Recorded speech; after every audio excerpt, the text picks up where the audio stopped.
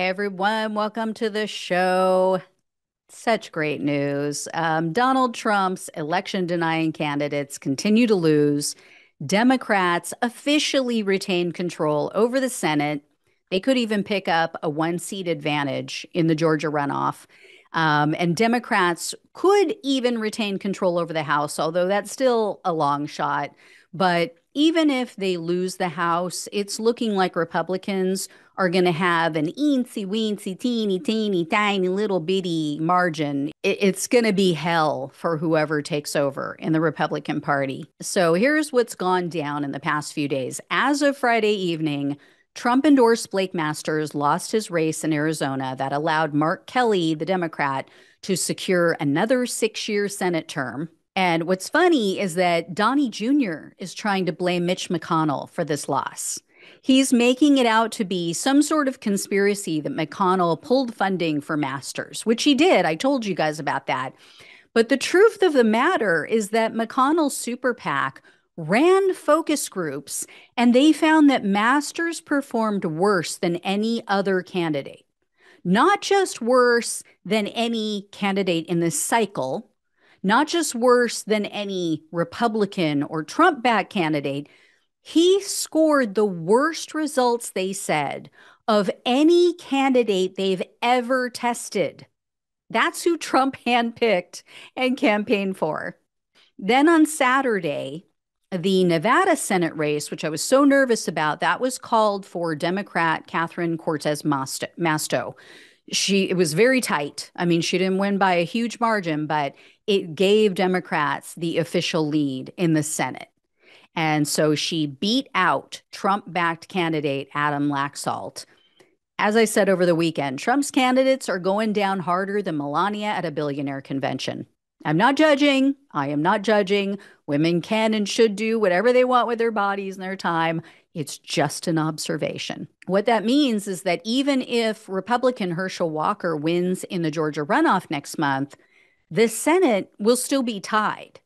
And the Democratic VP will continue to act as the tiebreaker in the case of 50-50 votes. And if Democrats win in that Georgia seat, then that's going to mean Democratic hostage takers like Kyrsten Sinema and Joe Manchin are going to become somewhat irrelevant. It also means Joe Biden is going to be under a lot of pressure to codify abortion rights, gay marriage, all kinds of stuff, or even backing the end of the filibuster, or at least modifying it. Everybody thinks it's all or nothing. You either have the filibuster or you don't, but they could reduce the number of votes needed to pass legislation. It doesn't have to be 60. They can reduce it to 54, 55, make it more reasonable, but still have something there, you know? So back to the results. Also in Nevada, Democrats won the Secretary of State race as well as the state treasurer race. They also won the Democrat did win in Arizona in their Secretary of State race. That is a huge deal. As you guys likely know, the Republican was Mark Fincham. He's a member of the Oath Keepers. He is a massive election denying Q-loon conspiracy theorist. He was at the Capitol on January 6th. He's part of the investigation even into Trump's alleged coup plot. So if Fincham had won that Secretary of State position, we could have kissed free and fair elections goodbye forever in the state of Arizona. Democrats would never win again because he would have made sure of it. And there was a big upset also in the state of Washington. In 2020, Trump won Washington's District 3 by 5 points over Biden. In a primary, Trump endorsed election denier Joe Kent beat Republican Jamie Herrera Butler. She's the one you guys might remember. She voted to impeach Trump. She also outed Kevin McCarthy because he had that fight on the phone with Trump on January 6th. So she's the one who stepped up and said, hey, I heard it. And Trump was not remorseful. McCarthy yelled at him, blah, blah, blah. So everybody was pissed at her. MAGA world was pissed at her. They voted her out in the primary. Kent was heavily favored to win because of Trump's win in that district, largely Republican. But over the weekend, the race was called for the Democrats. So Marie Glusenkamp, I think is how you pronounce her last name, Glusenkamp Perez, she won. But it wasn't all good news for Democrats. A Trump endorsed candidate won in the Nevada governor's race, and Trump's former Interior Secretary won his congressional race in Montana, which is just unreal. This guy was the subject of 18 different investigations in just the 2 years that he served in Trump's cabinet. He was investigated for things like blocking projects after meeting with lobbyists and big money donors. He was accused of retaliating against a whistleblower. He supposedly hid scientific information about how humans contribute to climate change. He was accused of halting mining studies. He had all kinds of personal deals that he made with oil executives while his department, by the way, is overseeing that industry, supposed to be overseeing that industry. He was investigated numerous times for misuse of taxpayer funds. You know, things like he bought these doors, like 3 sets of doors that were something outrageous, like $45,000 to $50,000 a pair.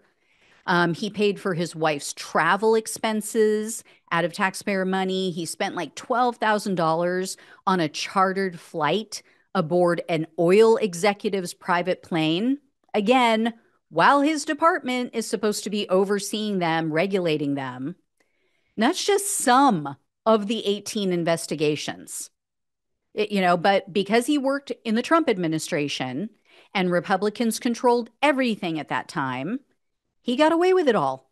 He refused to cooperate in investigations, and he was basically never held accountable. That's the guy who the majority of Montana residents wanted. And then everyone complains that, oh, there's too much corruption in government. And then they wonder why, these lawmakers seem to ignore the will of the voters. So good luck with that, Montana. Speaking of corrupt politicians, Lauren Boebert is hanging on by a thread. As of the last ballot count that I saw before I started recording, Boebert was ahead by just over 1,000 votes. She was behind for a long time, but now she's a little bit ahead.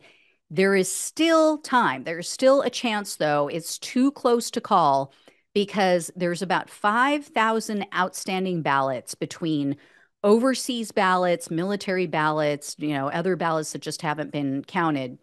And in the last couple election cycles, those votes, those ballots favored the Democrats. So it's still possible her challenger could win.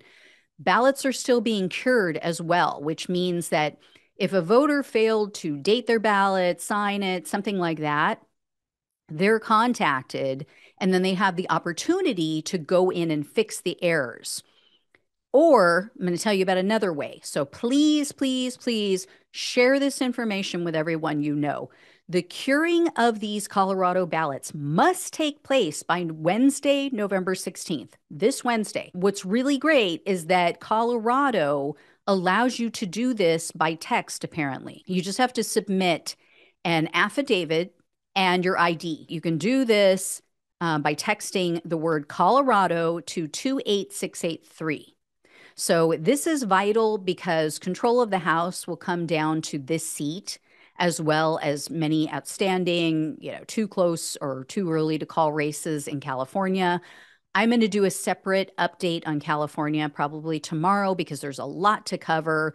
I know the state very well. I've lived here my entire life. So it will get its own segment because it's going to take a while to go through all the different districts and what they mean, where they're leaning, what happens after the fact, blah, blah, blah. So anyway, guys, I will let you know when I hear more. Thank you so much for watching and listening. Please like, share, subscribe. Please leave a donation through the Super Thanks on YouTube if you can, or one of the links down below in the description box on TikTok. Super thanks. I appreciate you guys writing super thanks. But if you can, click on the link in my bio. There's a link where you guys also can contribute. Thank you so much. I really appreciate all of you. Take care, and I'll talk with you soon.